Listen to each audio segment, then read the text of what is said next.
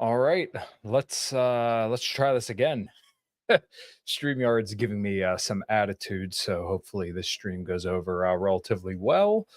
Hopefully everybody is doing all right out there. Hopefully you're enjoying the cooler weather. And for those watching, you may notice that I'm missing a little bit of hair up top. I've decided to start going to bick my head every single Sunday night, which I've actually grown quite fond of.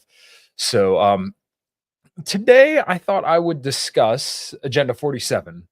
So, for those who don't know or are out of the loop or don't pay attention to politics, this is Trump's platform, what I think of it. And I'm going to do my best to give a positive spin to the Trump campaign. I want to apologize for being a few minutes late. StreamYard was just not cooperating with me. I had to launch it on Firefox, and then Firefox crashed, and then I had to come back over to Google Chrome. And now we're here, we're good. Hopefully, the stream runs fine. So, anyways, Agenda 47, what's this about? Do I agree with these campaign promises? Do I think he's going to pull through on them? And what's going on here with the Trump campaign? I've been a very, very outspoken critic of Trump. I was very pro Trump early on, but we'll cover that later on in the show. So of course, as usual, make sure you hit all the links below, tigerfitness.com, through the link below to let everybody, or to let the guys at Tiger Fitness know that I sent you and help the show out. Go to foxandsonscoffee.com, use code Kyle at checkout, and hit the link for Deemed Fit below to get yourself a little discount and let them know that the Matovic family sent you. And if the code doesn't auto populate, put Sarah, Sarahm, Matovic, Sarah Matovic at checkout, and let them know we sent you. So without further ado, let's get right into it, guys.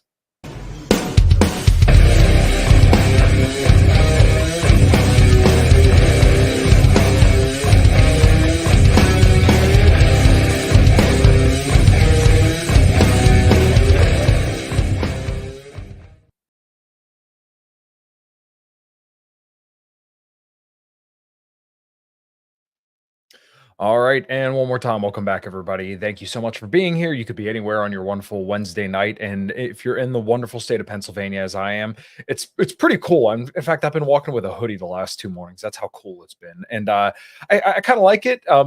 Anybody who knows me knows that I'm like destined to move to Florida one day. Destined.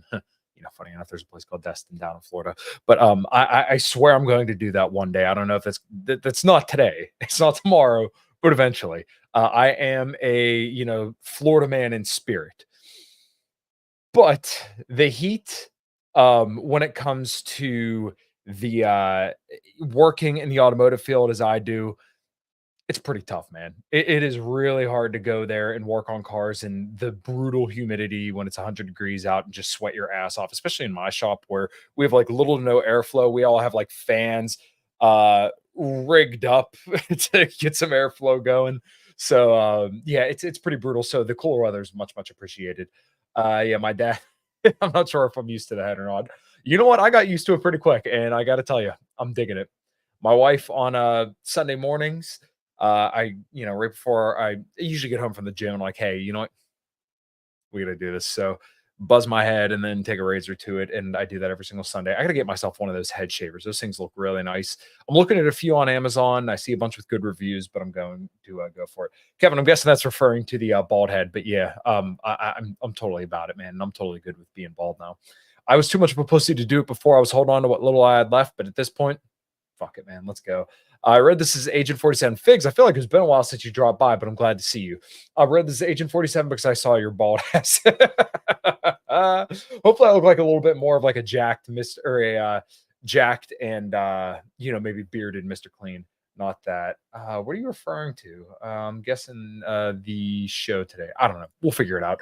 But yeah, so I told my wife to let me know when it's time. Oh, I get it.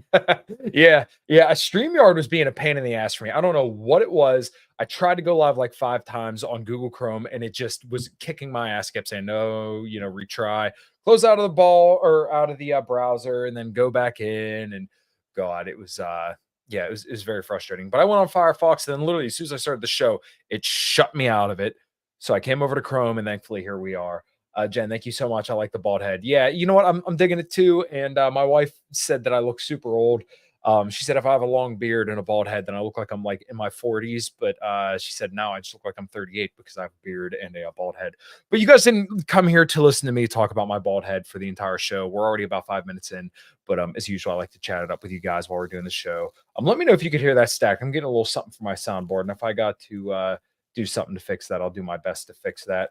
But oh, turn that off. I was very supportive of Trump at first, but it was actually Ben Shapiro and Tommy Sotomayor, which were a very, very unlikely combination if you know the history of those guys. So, for people who may not know Ben Shapiro off the top of their head, or Tommy Sotomayor off the top of their head, Ben Shapiro it runs the Daily Wire, who is kind of like your traditional neoconservative, um, Jewish Republican. He is a very, very big Zionist, very, very I'd say Jewish, but I know people are going to freak out about that, but he's just very, very tied to the state of Israel. And he's had quotes such as like the greatest thing about America is the fact that we back Israel. And then Tommy Sotomayor, who is a black guy, a black conservative who used to make fun of black women on YouTube, and he got thrown off so many times. He is absolutely hysterical. Really, really like him. And when he came out against Trump's banning the bump stocks and everybody started dropping the hard R on him, um, it was kind of funny. And I began to raise my eyebrows at that. I'm like, well, what the fuck's going on here? And I remember Ben Shapiro pointing out all the spending that was going on under Trump. And this is back before I really got my feet wet politically. So this was probably like, I would say probably 15 to maybe even 2018. I was pretty pro Trump. I liked the way that the economy was going, so to speak, or at least what little I knew of economics. And we'll kind of cover this a little bit later on. But I really liked the way the country was going because it seemed like things were getting better. My energy bill went down. So I'm like, oh, well, this got to be good. And everybody's telling me that the economy's doing really, really well. So therefore, Trump must be good because he got elected and now things are good. This is generally the kind of logic that people apply when they're talking about politics and presidents. Like right now, everything is pretty rough. I mean, inflation is awful, all the wars going on, the border situation, all this stuff, and it's under Biden. So therefore, Biden's in, all this shit's going on, Biden bad. And these are reasonable conclusions to make for people who don't really dig into data or the information surrounding elections and stuff like that. It's a lot to dig into, but I understand why people just through a cursory glance will kind of be like, oh, well, things are better under Trump, which is understandable and it is true. But where people kind of lose the plot is when they don't look at things holistically. So, um, when we go back to Trump's first term and before he got elected, he was saying a lot of good things on the the campaign trail, where he was basically saying, "Okay, well, the economy's a bubble, held up by artificially low interest rates. The unemployment rate is much higher than the 10% or whatever it was back in 2015 than what they're telling you. You got to look at like the Q6 number and then the workforce participation rate." Trump pointed out all these things, much to his credit, on the 2015 campaign, and like in hindsight, I probably would have voted Trump had I been as politically savvy as I am now, back in 2016 versus voting for Gary Johnson, which is why I did. And then obviously in 2020, I voted for Joe Jorgensen. And full disclosure, this year I will not be voting unless I feel that Trump is going to follow through on any promises or there's some dramatic change in events, which I don't think there's going to be. There's been a lot going on recently, but like nothing that really makes me change my position or evaluate the political landscape differently. And I understand people's support for Trump, even libertarians, or which would be the majority of my audience. But to kind of get to the point there, um, I don't see myself voting this year. RFK is, I disagree with him on a lot. I almost thought about voting for RFK, but then when the whole Israel stuff kind of played out, I was like, okay, well, I can't support him now because he's too much of a Zionist. Trump, there's been circulating news about how supposedly RFK is going to drop out and endorse Trump to get a spot in his cabinet, where I think him and his VP were both thinking about doing the same thing for the Kamala Harris White House. But I mean, obviously they're not open to that because he's too far removed from them on many, many positions. Not the Israel one, conveniently enough, but regardless, I don't think that they would tolerate somebody who's so far off the, left-wing establishment plantation like an RFK to allow him to get anywhere near the White House. Whereas Trump, I think Trump kind of realizes that RFK is kind of outside of this, let's say, the left wing establishment enough to be welcomed in there because um, the general bonehead logic of most people is that, well, if somebody is rejected by the Democrats, and that must mean that we should endorse this person and we should adopt this person, which it's a useful heuristic to kind of look at who the worst people in your government are revolting to and wanting to run to them, but it's not perfect. I'm thinking of the saying where people say, all graphs are wrong, but some are useful. That's kind of where this is. Like that heuristic is not necessarily wrong, but it's useful. So and this is kind of the logic that follows when people say, okay, well, all the Democrats hate Trump, so therefore we're going to vote for Trump because he's the person they can't stand. But if you look after his first administration, I mean, you realize that like a lot of the Democratic donors and like a lot of the worst fucking companies and NGOs out there had record high fundraising levels because of Trump. So this is kind of where I get into the little conspiracy of that Trump actually serves a deep state because he serves to embolden the worst people in our government and NGOs and different activist groups. But then he also kind of gets his base to accept progressive victories, where like you look at Amber Rose speaking at the RNC, which is like, dude, what are we doing? If this is supposed to be like the Republican Conservative Party, then why do we have somebody that was celebrating the Church of Satan and talking about how great abortion was literally like 3 or 4 months beforehand? Why are they getting a primetime speaking slot at the RNC? Now, if you don't want to be the party of conservatism and, American values, whatever that means to you, then okay. But if you're touting yourself as that and as the common sense party, then I think somebody that's celebrating abortions and celebrating the Church of Satan, I don't think that's your route. So those are just some thoughts on kind of like where Trump is and where like sort of the Republican Party is as a whole right now in 2024. And to highlight the point again, because I think it bears repeating, I really do think that Trump is the new Republican establishment, which is a good thing and a bad thing. Where kind of like the forever wars in the Middle East aren't really like politically viable. Like if you're campaigning on that kind of stuff, it does seem like a lot of people have kind of turned the other cheek on that. But at the same time, a lot of these wars are still going on, but now we just don't pay attention to it. Like they're not necessarily surging, which Trump did send more troops to all the Middle Eastern wars. And he did pull some out as well. But there's no real appetite for something like that. But now there is basically a large appetite to end the war in Ukraine because we're seeing a lot of money going over there. I think it's like $200 billion that have been sent to Ukraine, and then lots of money sent to Israel as well. And it seems like, at least in the people that I've interacted with, my dad, my bass player, and a lot of people who consider themselves amongst the Make America Great Again Trump supporting base, they're not really for funding Israel as much. I'm sure there's probably a lot who are, probably like the older people who are much more like religiously Zionist or just really like Israel. Probably a lot of them are still in favor of funding Israel, but not in favor of funding Ukraine. And like a lot of the, MAGA Congress people and a lot of the MAGA people in the Senate are for funding Israel or for funding Israel. Like even JD Vance, before he got picked for VP, he was saying that because the Democrats are holding up funding to Israel, um, then they basically, there was a stalemate between the Republicans and the Democrats because Democrats wanted to send money to Ukraine, and the vast majority of Republicans, lest we not forget, wanted to send money to Ukraine as well. But the Democrats overwhelmingly support funding Ukraine. So and the most recent aid package, let's not forget, was passed, in large part due to Trump.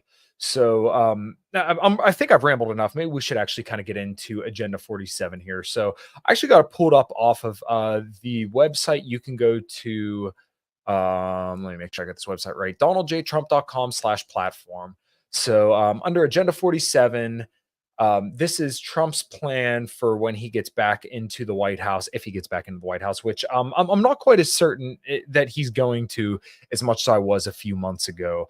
But everybody was saying that he was tied to this Agenda 2025, which I'm going to be honest, I didn't really read. I took a cursory look over some of it, and a lot of the people who kind of align with me, like culturally, seem to really, really like Agenda 2025. But obviously Trump had distanced himself from that, and he's distanced himself from a lot of like the more extreme right wing guys, which I think is a total travesty. So let's kind of read through these. There's 20 points. And I actually agree with some of them. And yeah, we'll just kind of discuss it here. So, read the official 2024 Republican Party platform here. President Trump's 20 core promises to make America great again. All right, so let's start with number one: seal the border and stop the migrant invasion. I'm actually for building a border wall, although I do believe it is a band aid on a bullet hole. um, we do have a lot of immigrants coming into the country, and we don't know what that kind of looks like when you have unfettered immigration into a country, specifically with people who don't necessarily share a lot of the same values and who don't have blood and soil here to kind of give them a prosperous vision for this country. Instead, they kind of come here and want to forge their own vision for this country, which, I'm not saying that none of them have the similar goals as us, but there are a lot of people coming from the third world here who don't understand kind of what the values and what the country was really built upon, and that's an honest day's work for an honest day's pay, and a lot of stuff like that. Hopefully that stack isn't coming through to anybody else, but yeah, so when you have this many people coming in, the other thing is that they can also support policies and grow congressional districts by giving them more seats and different votes to influence people in a certain way. And the other thing that I haven't heard a lot of Republicans talk about that I heard Kim Iverson talk about is a lot of these people will come to the country and then advocate on behalf of overthrowing the country they came from. So, like when you think about Chinese people coming here to overthrow the Chinese government, Mexicans coming here to want to overthrow the Mexican government, and then probably the biggest one and the more recent one that Anya Parampil come on to talk about, but Venezuelan migrants, where we've just brutally sanctioned the Venezuelan economy and the Venezuelan government, and really made the quality of life so bad for Venezuelans that they come here and then they basically argue on behalf of Venezuela to overthrow Venezuela. So am I in favor of a border wall and less immigration? Yes, absolutely. But the problem is, if you do not address foreign policy, this issue will not get fixed. You have to eliminate the incentive for people to come here. And there are two incentives, right? First is that they can get largely, public benefits and access public resources that are good, that taxpayers pay into, and those people are not taxpayers and they're receiving those benefits without paying taxes. Now, this isn't perfectly libertarian, but to be honest, we do live in a world where we pay taxes and that we do have the quote unquote social contract, and that we pay taxes to kind of maintain the society that we have. And then if you allow a lot of immigrants to come here and profit off of that, then they're basically receiving benefits from a system that they did not contribute towards. So for me, foreign policy is a bigger deal than immigration. I had Red Hawk on, and he disagrees with that. But right now, immigration is kind of a big thing. But once again, I think it's kind of a band-aid on a bullet hole. Do I think Trump's going to pull through on the migrant or on sealing the border? Probably not. I know that a big campaign promise for him in 2016 was to build the wall, and obviously that didn't happen. He did start to build some of the wall, but then Biden came in and kind of said to hell with that. So, do I think he's going to come through on it? No, but the base is really, really animated about this, and I think they're right to be animated about that. Carry out the largest deportation operation in American history. Do I think he's going to pull through on that? No. And do I think that this is going to be very feasible? I'm going to be honest, no. Um, I don't think the left half of America is going to tolerate. Um, People going door to door to door to deport people, and I really don't see how you could really do this. And maybe people know better than I do, but would I be in favor of deportations? Yeah, probably. But at the same time, how is this going to be carried out? And as in usual Trump fashion, there is no explanation. He just says it. He says that he did it better than anybody else, and nobody else was able to do it. So just trust the plan. Where we go one, we go all. Right. And not that it's like a straight up QAnon thing, but you know what I'm saying. End inflation and make America affordable again. I really like this idea. Now, do I think that Trump will be able to do this? Absolutely not. He has laid out no plan to do that. And lest we not forget that Trump's final year in office was 2020, where he printed more than any president in history. He added $8 trillion to the deficit. We went from 20 to 28 trillion under Donald Trump. And then under Joe Biden, we went from 28 trillion to now 35 trillion.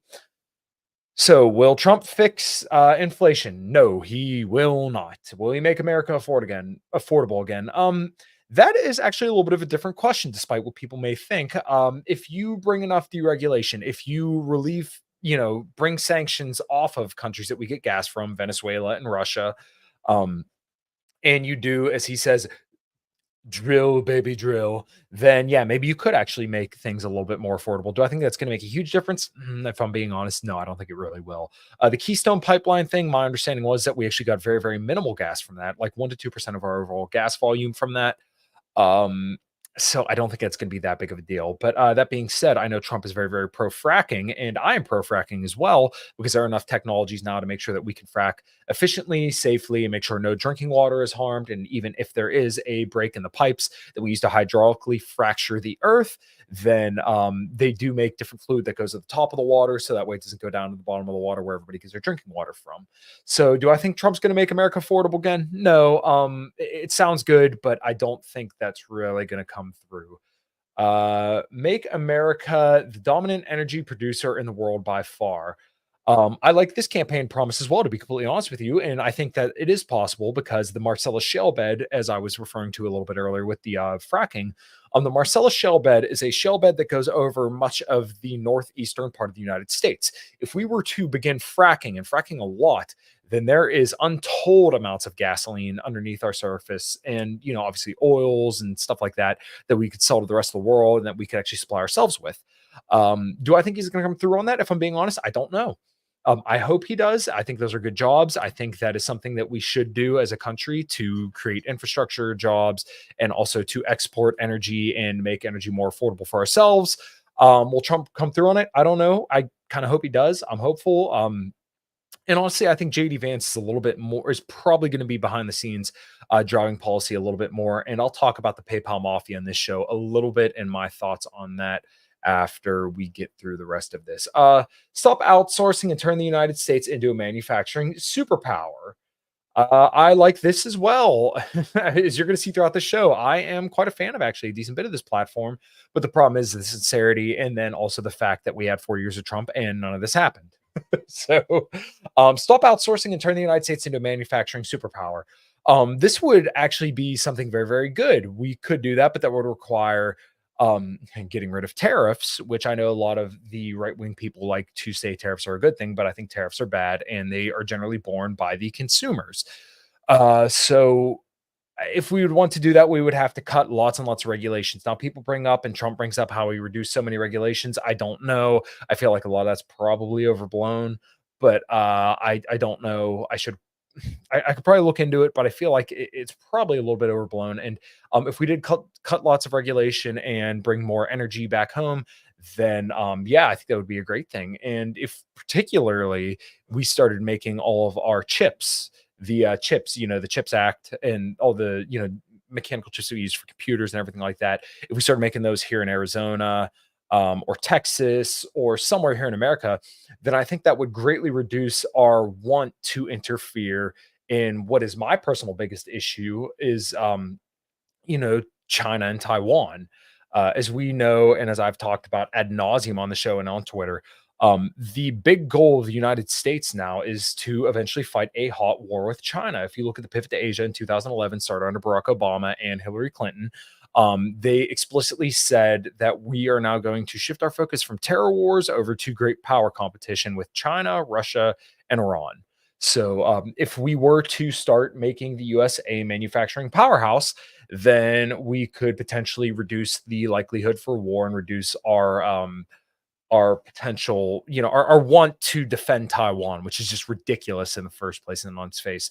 And Trump did say something that Taiwan should pay for their own defense. That does not mean that the US will not commit to defending Taiwan, but he just believes that that they should pay for it. That is a departure from the Biden administration, where they said that we will defend Taiwan essentially no matter what. But it's still not a guarantee that we will not go fight a war over Taiwan, which is just absolutely insane. It's 8,000 miles away. We don't need to do that. Large tax cuts for workers and no tax on tips. I like this as well, but this also raises the question of if you're reducing taxes, then you have to reduce spending so you do not create a larger deficit. Trump did this his first term and he continued to spend more money. The problem with this is that you create lots of inflation when you reduce taxes and increase spending because you are printing money out of thin air, putting it into circulation, and then taking less money in. So therefore, you need to print more money to make up for the money that you're not taking in.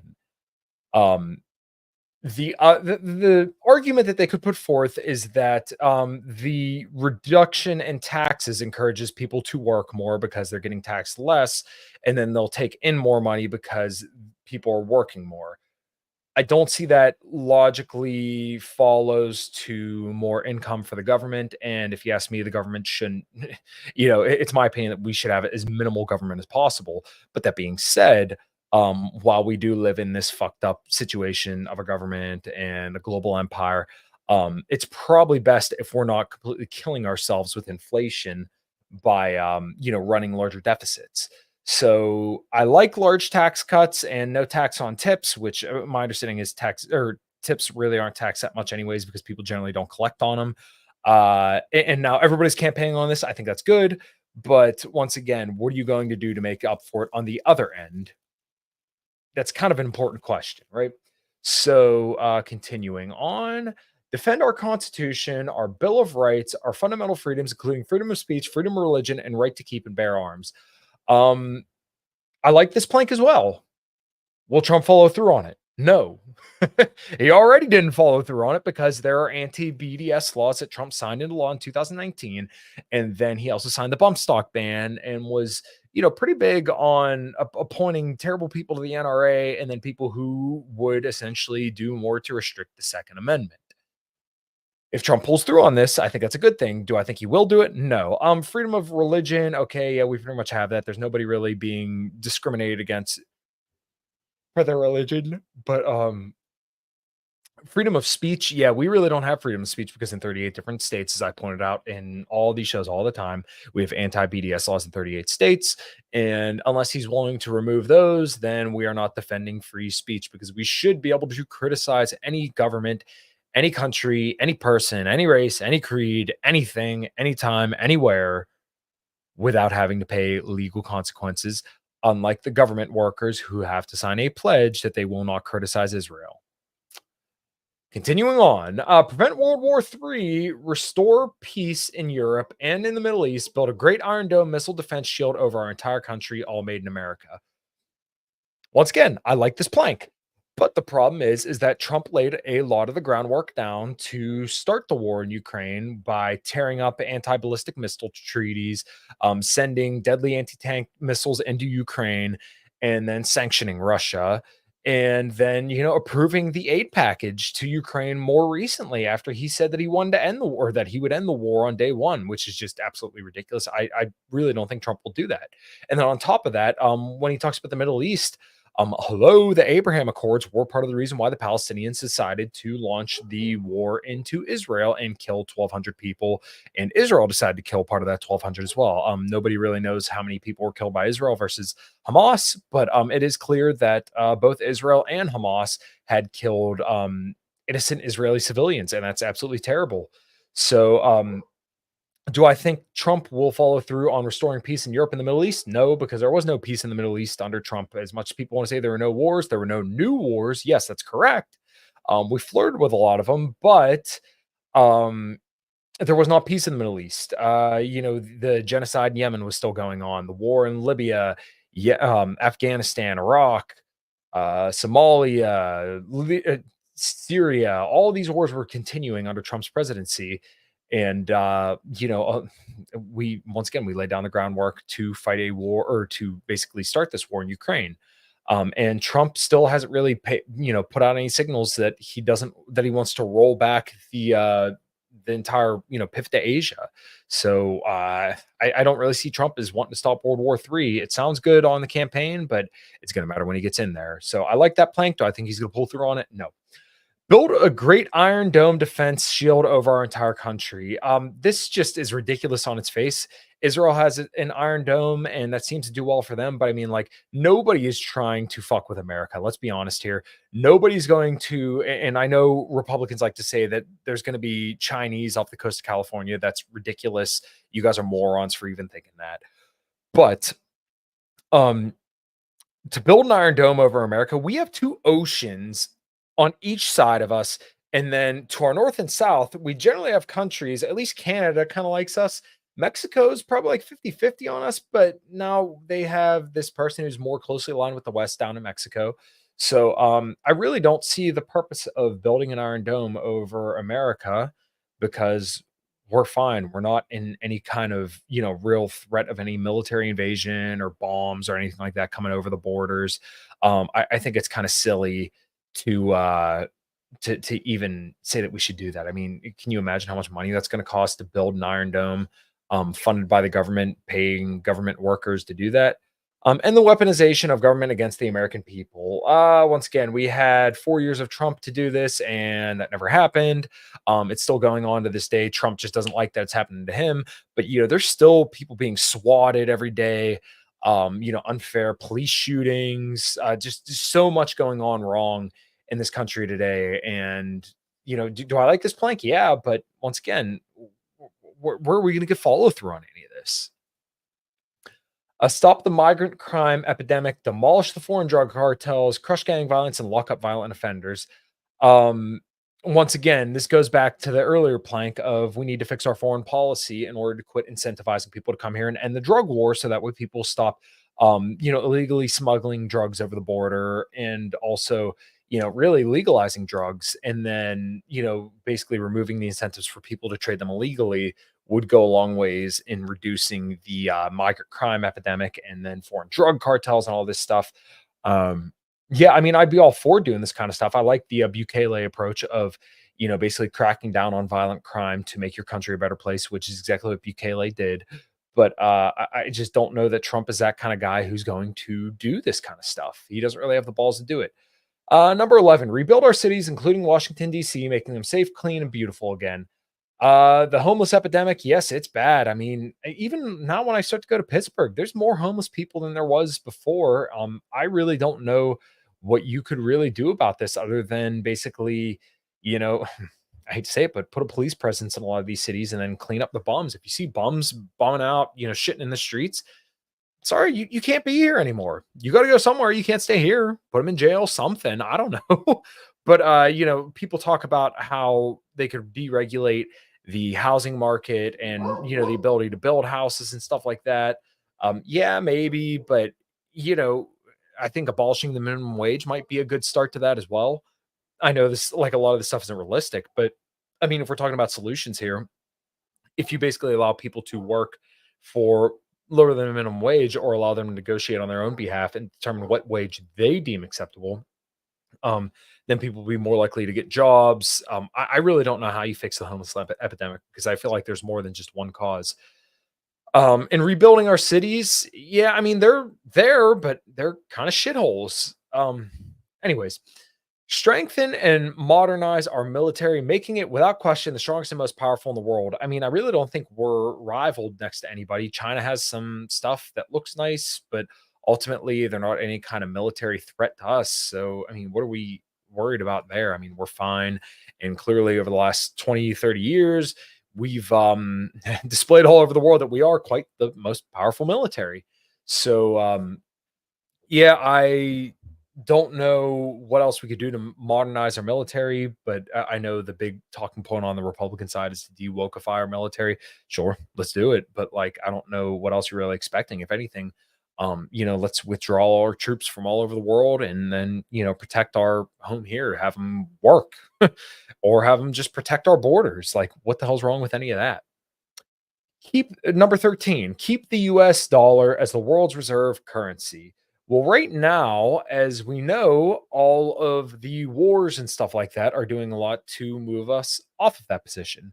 Our support for Israel, our support for Ukraine, our support for Taiwan, and our, sanctioning the entire world has really done a lot to diminish our standing in the world.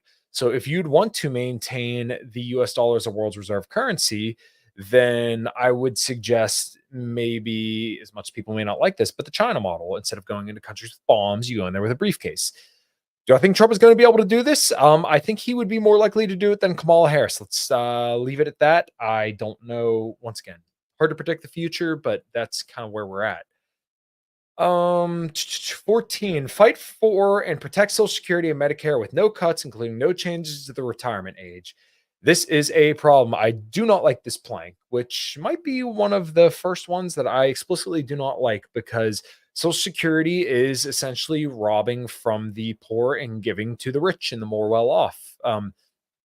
You guys can let me know in the comments. And if you're listening, not live, whatever you're doing, let me know how many older people you know that are poor versus, average, let's say people who are 20 to 35.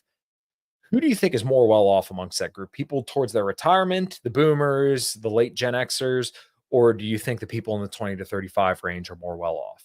And should we take money from the people in the 20 to 45 range and give it to people who are retiring? If you ask me for my opinion, and I'm going to give it because it's my podcast, I don't think we should be giving money from the lower middle class, giving it to the upper middle class. It's literally a wealth transfer from from the lower middle class to the upper middle class and sometimes even the upper classes. And this isn't about like some kind of class war or anything like that. It's about the fact that you're taking from people who are working and trying to save up and try to develop a lives for themselves and have families, and you're giving it to people who already prospered and saw, a much better economy than the people my age are left with. So I think Trump will actually follow through on that. It's not much to really follow up on, but let's be honest, this is kind of like an Obama plank. As much as people want to say that he's so different than the Democrats, I mean, this was where Democrats were 10, 15, 20 years ago. So yeah, 15, cancel the electric vehicle mandate and cut costly, burdensome regulations. I like this plank. I do. People have probably heard me talk quite a bit about electric vehicles. I am a fan of electric vehicles, but I'm not a fan of the government requiring people buy or make electric vehicles because um, there's not the infrastructure for it and the demand isn't there. I mean, at my dealership, we really don't sell that many electric vehicles. We have a ton of Lyrics, a couple Hummers on the lot. I love them. I do. They're great to drive. They drive nice. As far as I know, the Lyrics, we've had some issues with them, but generally once we kind of get them in and then get everything situated, they're generally good. The Hummers, we have not seen any issues with those. Granted, we haven't sold that many and there's not many out there on the road, but I am a big fan of EVs. But I agree with Trump here that canceling the mandate is a good thing, and then getting rid of costly and burdensome regulations, I'm all for it. Do I think he'll follow through on this? Maybe. I'm actually kind of optimistic about this. I hope he does, and we'll just kind of have to see what happens. Yeah, older Gen Xers. Once you get to millennials, the wealth gap really starts to show up. And yeah, I've kind of talked about this quite a bit, where a lot of Gen Xers and Boomers got to kind of grow up with this. I don't want to say industrial revolution, but like as the US is really rising in standard from, the 50s, 60s, all the way up to like the 90s. And that's when things started to kind of taper off, so to speak. So 16, cut federal funding for any school pushing critical race theory, radical gender ideology, and other inappropriate racial, sexual, or political content on our children. I like this plank. I think that's good. As everybody knows, I'm a little bit more culturally right leaning. So I am for getting rid of this kind of stuff because I don't think children should be learning sexually explicit content. I think that's between parents and their children is to decide when they're ready to be exposed to that kind of stuff. I'm not a parent, so and I'm not any kind of therapist. You do what you want with your kids. You decide when your kids learn this kind of stuff. It's not my business to tell parents what to do when it comes to stuff like this. Now, this is kind of where I moved away from my anarchist position, but I do think that the state should intervene when it comes to people harming children. If there are people who are trying to transform their children, and you guys know exactly what I'm talking about, then I think the government does have the right to go in there and stop the parents from doing that because I believe that is child genital mutilation. I believe that is child abuse. And I think that if we're going to have a government, then it should absolutely serve to protect children, the most innocent of us all. So yeah, I'm good with cutting federal funding from schools, pushing that kind of stuff. But why stop there? Let's get rid of the Department of Education, which Trump has said that he would do, and I do not believe he'll follow up on that because he had 4 years to do it and didn't do anything for it. Keep men out of women's sports. I mean, that's pretty simple. I'm for that. There shouldn't be men and women's sports. I did a whole podcast on it. I think it was called Trans Sports. I couldn't tell you what exact episode it was, but it was a pretty short one. I talked about the Leah Thomas situation where the transformed individual had came out as a record swimmer, and yeah, so yeah, I'm good with that. That's pretty straightforward. I don't know how you really follow up on that, but deport pro Hamas radicals and make our college campuses safe and patriotic again. So this right here is going to be a little bit of a tricky one, and um could have some very ugly implications. Let's talk about it. Who are pro Hamas radicals? I'm called pro Hamas because I say we shouldn't fund Israel. Thomas Massey, I'm pretty sure, has been called pro Hamas. People who say that Israel is completely wrong in what they're doing to the Palestinians, they've been called pro Hamas. So you're going to deport us? Where are we going to go? I'm an American citizen. I just don't want our, taxpayer dollars going to Israel. That could lead to unintended consequences long term. It's a bad streak of positive rights. Yeah, and my unpopular libertarian position, and maybe it's not a libertarian position, I'm okay with that, but that children do have positive rights because children did not consent to being born. And it was upon two other people who did an action that birthed a child. And I believe that you, as a parent, do have positive rights to that child because that child did not consent to being born. It was the responsibility of you and one other person that spawned that child. So therefore, you should take care of that child because it is because of you that the child is here. Some people may disagree with that position, but I think it's absolutely right that we should take care of children because they can't take care of themselves. So do I think he's going to follow up on deporting pro Hamas radicals and making our college campuses safe and patriotic again? He could. There are a lot of laws on the books. I know Ron DeSantis is big on this, but and once again, in 38 states in the country, it is illegal to criticize Israel in some situations. And I think in South Dakota, they did make it illegal to criticize Israel in some certain respects. I mean, the law that Christy Nome signed is absolutely insane. So I give this platform or this part of the platform an absolute thumbs down. I don't like it. Number 19, secure our elections, including same day voting, voter identification, paper ballots, and proof of citizenship. Yeah, I agree with that. I don't think people who weren't born here and don't live here should be voting in our elections. I think that's pretty straightforward. Unite our country, which is number 20. Do I think he's going to follow through on this? No, because actually in 2020, when Trump had claimed that he lost the election, that the election was stolen from him, he didn't do anything to really combat that. Do I think he's going to do it again? Probably. He's probably not gonna do anything about it, and if he loses, he's gonna cry stolen, and yeah, so, do I believe that the 2020 election was stolen? No, I don't. I do believe that it was "rigged," quote, unquote, as in the media apparatus had ran against him and withheld information about Joe Biden that could make him look very, very unfavorable. So social media was basically set up to run against Trump and then, win Joe Biden the election. Does that mean it was stolen from him? You could definitely make that argument, but do I believe that there was voter fraud within the margin to swing the election? No, and I haven't been convinced of that. And even the people that Trump hired said that there was no evidence of that. Sidney Powell, the Kraken, said she knew that all the election fraud lawsuits were bullshit. Trump raised like $280 million for the lawsuits and had only spent about 40 or 50 million on the lawsuits. So what happened with the rest of that money? I don't know, but there's some ugly implications. Sam and I debated this on 5 till midnight a couple weeks ago. Feel free to go subscribe and check that out. So now number 20, unite our country by bringing it to new and record levels of success. If you ask Trump, we had the greatest economy in the world when he was president. I'll remove this here so you guys can look at my beautiful face. But if you ask Trump, he had the greatest economy in the world, and the greatest economy that the US had ever seen, even though that's kind of verifiably false. But um, do I think that's a good idea? Sure. I don't know how he plans to do that, short of, unleashing the free market and abolishing, a lot of agencies and regulations and stuff like that. Um, I don't know. When it comes to the PayPal mafia, and this kind of we'll close out on this, but the PayPal mafia, this whole situation was brought light to me by a lot of my good friends, Pete Quinones and Phil, who was on the show, Phil Gibson, where we kind of talked about this. And basically, it's the idea that a lot of big tech bros are basically backing Trump under the guise that we're putting him into power so he can cut up the administrative state that makes all these regulations that makes it difficult to operate business. Now, do I like this idea? Yes.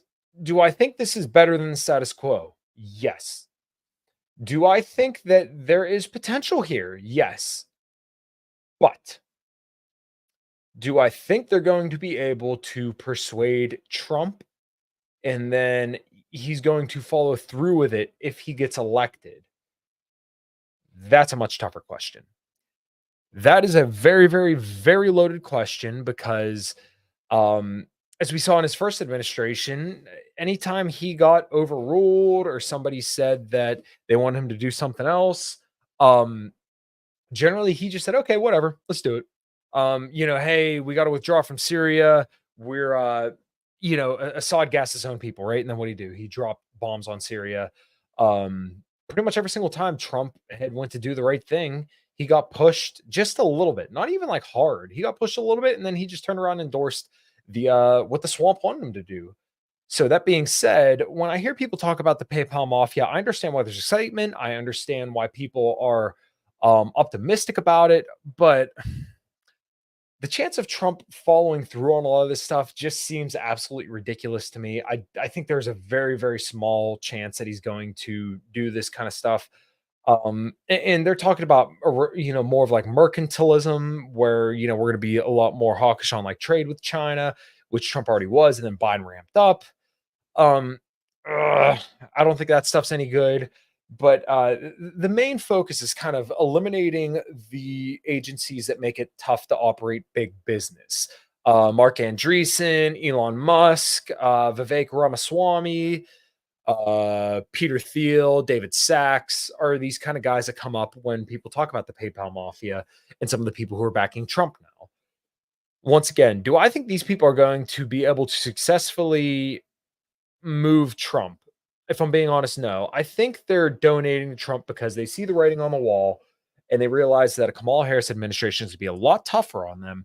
And they think that Trump's a little bit of a better option. So they're going to do everything they can to get Trump in the White House. I was listening to a podcast, so I think it's Mark Andreessen and Ben Horowitz. If I have those mistaken, I apologize if I say their names wrong, whatever. But basically, they're saying that if China gets a hold of AI, then it's going to change the direction of the future of the world. Do I think it's a little hyperbolic? Yeah, I don't think it's going to be quite like that. But I understand where they're coming from. But let's be honest here. If you look at the last 20 years, how can you say that the West and the United States are really a safe steward of the world? I mean, we really haven't been. I mean, with how many people we've killed in all these wars and then what we've done to all these countries, how can you make the argument that we're the good guys? I don't think you can. It actually sort of sounds like another form of corporatism from the sound of it. I don't know much about it, but I smell soft fascism. Yeah, I think that's appropriate. And the other thing that kind of concerns me, and this is kind of where my tinfoil hat goes on, and where a lot of the right leaning guys, I feel like they get led astray, where a lot of the Trump administration and the people who are underneath Trump are very, very big Zionists. And Peter Thiel kind of wants this whole pre-crime society with Palantir where you could spy on everybody at any time for any reason. That kind of stuff concerns me. And it does make me ask some questions like, okay, well, what the hell's going on? And um, is this going to play a heavy hand in the next Trump administration? And does that mean that we're going to have a greater spying apparatus that starts to monitor your social media for if you dissent against Israel or even the coming Cold War with China, or not the coming Cold War, but the hot war with China? I don't know, man, but that's kinda ugly, and that's why I won't vote for Trump. I'm not gonna vote for Kamala, obviously, but I'm sitting this one out. I don't like Chase Oliver either, so, I mean, it's kinda like a damned if you do, damned if you don't. So, what do you do? I know what I'm gonna do. I'm gonna be right here in this house doing nothing. I'm going to upload a selfie on November 8th, the day of the election, which is 2 days after my 30th birthday. I'm gonna sit right here, and I'm gonna put a selfie up, and I'm gonna say, "I didn't vote." That's that. So those are my thoughts on Agenda 47, Trump's Agenda 47, that is. My thoughts on the coming Trump administration, if it is to be that. Um, I'm I'm a pretty pessimistic guy when it comes to the future of our politics right now. But I don't know, man. We'll see. So hopefully you guys enjoyed this. Make sure you head over to acommoncrown.com to check out our music and all that stuff. Subscribe, like, share, all that good stuff. I'm trying to get 1,000 subscribers. I'm getting close. So, guys, please, please, please, please subscribe. Hit all the links below to figure out what I got going on. Thank you guys so much for tuning in. And until next time, take care.